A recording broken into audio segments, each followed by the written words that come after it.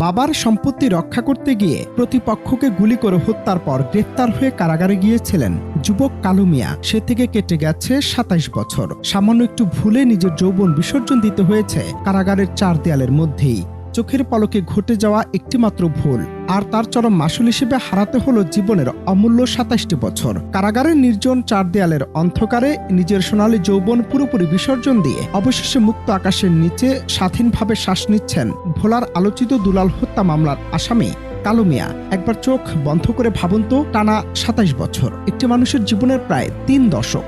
যে বয়সে একজন টকবগে তরুণীর বুক ভরা স্বপ্ন থাকে, জীবনকে নিজের মতো করে সাজানোর কথা থাকে, ঠিক সেই বয়সে অন্ধকার কারাকক্ষে বন্দী হতে হয়েছিল তাকে।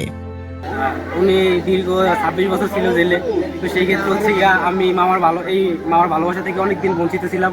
ইভেন আজকে যে মামায় আসলো, মানে আমার যে ফিলিংস, মানে এটা বলে বোঝানোর মতো না। মানে ঈদে যেমন মনে হয় তার থেকেও ৩-৪ গুণ বেশি হবে।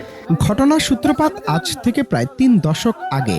সময়টা ২০০০ সাল। ভোলার সদর উপজেলার রাজাপুর ইউনিয়নের শান্তিরহাট বাজার এলাকায় বাবার রেখে যাওয়া সে সম্বলটুকু নিজেদের সম্পত্তি রক্ষায় মরিয়া ছিলেন কালু। সেখানে একটি সাধারণ ঘর তোলাকে কেন্দ্র করে প্রতিপক্ষ দুলাল গংদের সঙ্গে শুরু হয় চরম বিরোধ, যা একসময় রূপ নেয় রক্তক্ষয়ী সংঘর্ষে। রাগের বশবর্তী হয়ে উত্তেজনার চরম পর্যায়ে ঘটে যায় সে ভয়াবহ অঘটন।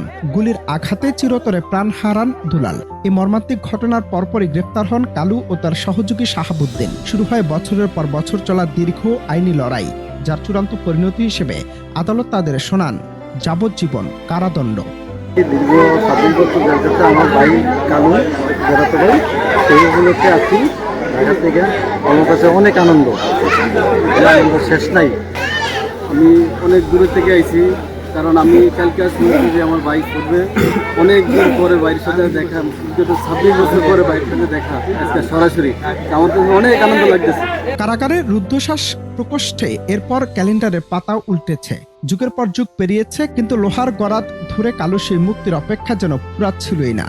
অবশেষে দীর্ঘ ২৭ বছরের কারাজীবন শেষে সোমবার ঠিক বেলা ১১টার দিকে ভোলা জেলা কারাগারের বিশাল লোহার দরজা চিরতরে খুলে যায় কালুর জন্য। দেশের আইন ও কারাবিধি অনুযায়ী নিজের কৃতকর্মের সাজা ভোগ এবং রেয়াতের সব আইনি প্রক্রিয়া পুঙ্খানুপুঙ্খভাবে শেষ করে তিনি যখন জেলের বাইরে পা রাখলেন, চারপাশে চেনা পৃথিবীটা যেন তার কাছে নতুন এক রোমাঞ্চ।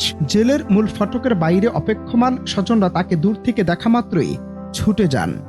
২৬ বছর দুদিন পরে মুক্তি পেয়েছি, ফ্যামিলির কাছে আইসি।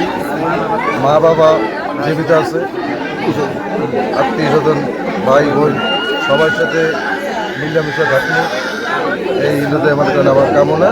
আর সবার কাছে আমি দোয়া চাই, কারণ আমি দীর্ঘদিন জেলে ছিলাম, আমি শারীরিকভাবে অসুস্থ। ২৭ বছরের এই সুদীর্ঘ কারাবাস শেষে কালু মিয়ার এই প্রত্যাবর্তন নিছক কোনো সাধারণ মুক্তি নয়। এটি একটি পরিবারের যুগের পর যুগ ধরে করা অপেক্ষার পরম অবসান এবং একজন মানুষের একেবারে শূন্য থেকে নতুন জীবনের সূচনা। যে চেনা সমাজ আর পৃথিবী তিনি একসময় ফেলে গিয়েছিলেন, আজকের এই আধুনিক দুনিয়া তার চেয়ে সম্পূর্ণ আলাদা। স্বাস্থ্য ভাই আইছে, আনন্দতে আইছে, স্বাস্থ্য ভাইরে দেখতাম বলে এত বছর পরে আইছে।